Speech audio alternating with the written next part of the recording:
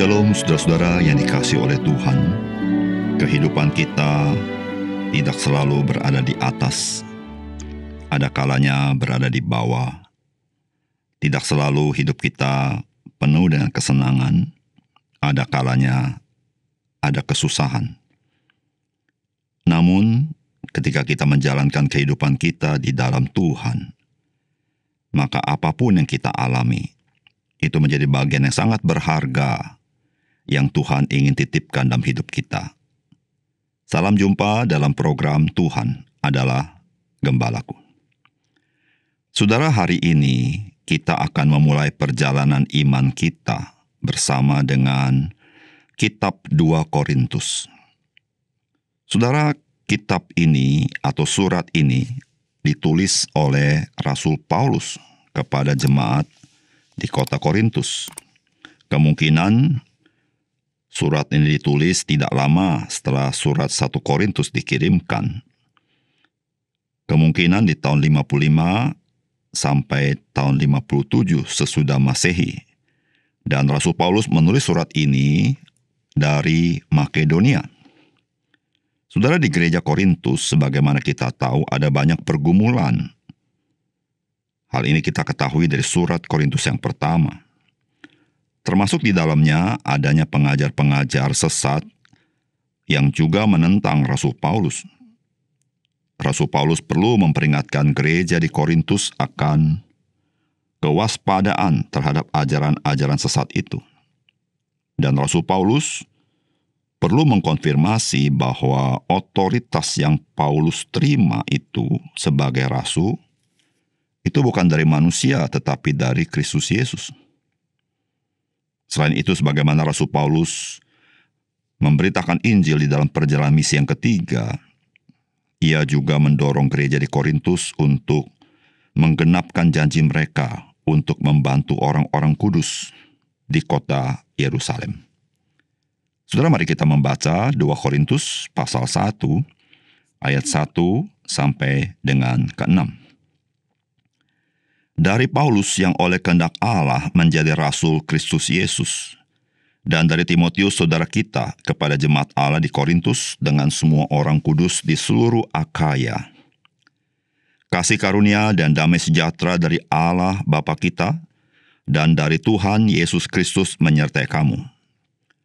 Terpujilah Allah, Bapa Tuhan kita Yesus Kristus, Bapa yang penuh belas kasihan dan Allah sumber segala penghiburan, yang menghibur kami dalam segala penderitaan kami, sehingga kami sanggup menghibur mereka yang berada dalam bermacam-macam penderitaan dengan penghiburan yang kami terima sendiri dari Allah. Sebab sama seperti kami mendapat bagian berlimpah-limpah dalam kesengsaraan Kristus, demikian pula oleh Kristus kami menerima penghiburan berlimpah-limpah. Jika kami menderita, hal itu menjadi penghiburan dan keselamatan kamu. Jika kami dihibur, maka hal itu adalah untuk penghiburan kamu, sehingga kamu beroleh kekuatan untuk dengan sabar menderita kesengsaraan yang sama seperti yang kami derita juga. Saudara yang dikasihi oleh Tuhan, di awal surat ini, Rasul Paulus memberitahukan kepada jemaat di kota Korintus bahwa kerasulan daripada Paulus itu adalah karena Allah yang memilih dia. Sehingga otoritas yang Rasul Paulus miliki bukan berdasarkan otoritas manusia, namun itu otoritas Allah sendiri. Dan saudara, di awal surat ini, Rasul Paulus mengkisahkan pengalaman hidupnya dan pengalaman pelayanannya. Tentu tidak sendiri. Itu adalah pelayanan yang penuh dengan penderitaan. Namun, dia memberitahukan bahwa kita mempunyai Bapa yang penuh belas kasihan dan Allah sumber penghiburan. Sehingga melalui masa-masa yang sulit, Rasul Paulus mendapatkan penghiburan daripada Tuhan. Dan dia diteguhkan bahwa pengalaman penderitaan itu mengalami juga penghiburan yang berlimpah-limpah di dalam Kristus. Saudara, disitulah kita sebagai orang percaya, kita tidak perlu tawar hati di dalam kesulitan, karena kita ikut Kristus. Sebab Kristus juga memberikan kekuatan dan penghiburan yang berlimpah-limpah kepada kita. Saudara, apakah pesan firman Tuhan bagi kita? Yang pertama, saudara, pengalaman kehidupan kita bersama dengan Tuhan, itu dimaksudkan Tuhan agar kita dimampukan untuk menjadi berkat bagi orang lain. Saudara, firman Tuhan berkata demikian, "Terpujilah Allah, Bapa Tuhan kita Yesus Kristus, Bapa yang penuh belas kasihan dan Allah sumber segala penghiburan, yang menghibur kami dalam segala penderitaan kami, sehingga kami sanggup menghibur mereka yang berada dalam bermacam-macam penderitaan dengan penghiburan yang kami terima sendiri dari Allah." Saudara yang kasih dalam Tuhan, tidak seorang pun dalam dunia ini mau memilih penderitaan daripada kesenangan. Jikalau setiap kita ditawarkan, maka kita akan pilih kesenangan. Karena bagi setiap orang menganggap bahwa penderitaan itu adalah sesuatu yang buruk dan tidak menyenangkan. Namun saudara, dari apa yang kita baca dari firman Tuhan hari ini, maka kita bisa melihat bahwa di dalam Tuhan, maka segala sesuatu yang dipersepsikan buruk, ternyata tidak. Tuhan menjadikannya baik. Itu yang dialami oleh Rasul Paulus. Rasul Paulus dan teman-teman sepelayanannya mengalami penderitaan yang kita bisa baca dari surat-surat yang lain, dan penderitaan itu sangat berat rupanya. Namun saudara, penderitaan itu tidak menjadi sia-sia, karena penderitaan yang dialami Rasul Paulus adalah perlengkapan yang Tuhan berikan kepada Rasul Paulus dan kawan-kawannya, agar mereka diberikan kemampuan untuk bisa menghibur saudara-saudara seiman yang lain melalui penghiburan yang Tuhan berikan kepada mereka. Pengalaman mereka bersama dengan Tuhan di dalam penderitaan itu membuat mereka memiliki keyakinan untuk bisa menguatkan saudara-saudara yang lain. Karena pengalamannya bersama dengan Tuhan. Dan Tuhan bukan Tuhan yang mati saja, tapi Tuhan yang hidup. Tuhan yang telah bangkit itu, yaitu Yesus Kristus. Saudara yang dikasihi oleh Tuhan, kehidupan kita tidak luput dari penderitaan. Penderitaan bisa bermacam-macam alasan. Ada penderitaan memang adalah pengalaman yang semua manusia alami, termasuk kita orang Kristen.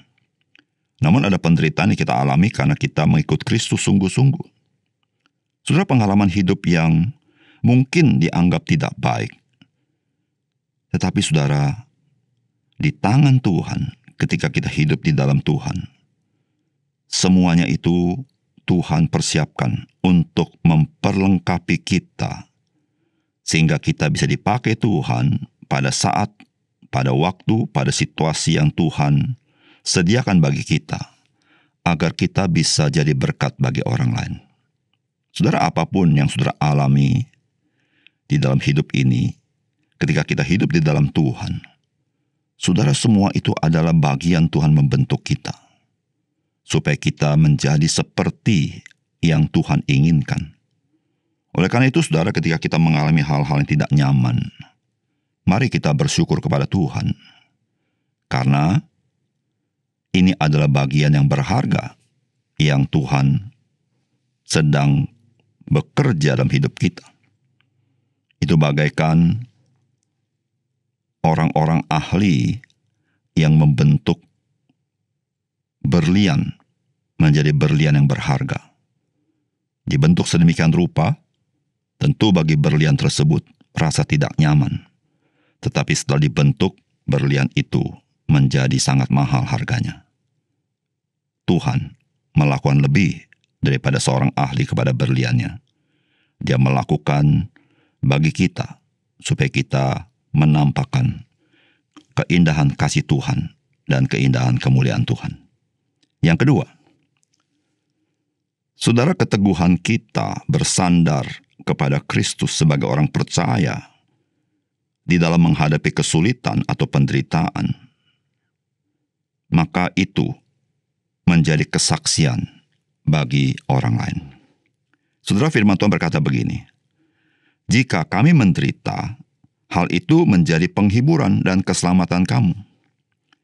Jika kami dihibur, maka hal itu adalah untuk penghiburan kamu, sehingga kamu beroleh kekuatan untuk dengan sabar menderita kesengsaraan yang sama seperti yang kami derita juga. Saudara, Rasul Paulus memberitahukan kepada jemaat di Korintus bahwa penderitaan yang Rasul Paulus dan kawan-kawan alami, tujuannya adalah untuk menguatkan atau menghibur jemaat di Korintus atau menjadi kabar keselamatan. Maksudnya adalah dalam rangka mereka memberitakan Injil, mereka menderita. Maka dikatakan, jika kami menderita, hal itu menjadi keselamatan bagi kamu. Artinya Injil diberitakan. Namun jikalau mereka itu dihibur di dalam segala kesusahan mereka karena Injil, maka itu juga menjadi penghiburan bagi jemaat di Korintus. Karena ketika mereka menderita, mereka pun ingat bagaimana Tuhan bekerja dalam kehidupan Rasul Paulus dan kawan-kawan di dalam pekerjaan Tuhan yang tidak mudah. Saudara, di sini memberitahukan kepada kita, saudara, apapun yang kita alami, kesulitankah, penderitaankah, atau kesukacitaan kita, atau penghiburan, atau berkat yang Tuhan berikan kepada kita, saudara, itu menjadi kesaksian bagi orang lain. Apatah lagi ketika kita teguh bersandar kepada Kristus sebagai orang percaya, ketika kita menghadapi kesulitan atau penderitaan. Memang tidak mudah. Namun saudara, pengalaman itu begitu berharga. Pengalaman itu menjadi kesaksian bagi orang-orang percaya lain, bahkan bisa menjadi kesaksian bagi orang-orang di luar orang percaya. Mungkin mereka akan bertanya-tanya bagaimana orang percaya bisa mengalami kekuatan sedemikian rupa di dalam menghadapi kesulitan. Dan saudara, Tuhan bisa memakai itu untuk menolong orang mengenal Kristus. Oleh karena itu saudara, ketika kita menghadapi kesulitan dan penderitaan karena kita ikut Kristus, saudara jangan tawar hati. Saudara, mari kita teguh bersandar, berpegang pada Kristus, berpegang kepada janjinya, dan tetap optimis, dan tetap punya sukacita dan semangat dalam hidup ini. Karena Tuhan Yesus tidak pernah akan meninggalkan kita. Bahkan Dia akan memimpin kita dan menolong kita. Mari kita berdoa. Bapa surga, terima kasih untuk firman Tuhan yang indah yang kami renungkan pada hari ini. Biarlah firman Tuhan ini menolong kami bagaimana kami mempunyai persepsi yang berbeda daripada persepsi dunia tentang hal-hal yang mungkin tidak menyenangkan. Tetapi ketika kami hidup di dalam Tuhan, tidak ada yang tidak baik. Segala sesuatu baik, karena itu yang Tuhan sediakan bagi kami. Terima kasih Tuhan, dalam nama Tuhan Yesus kami berdoa. Amin.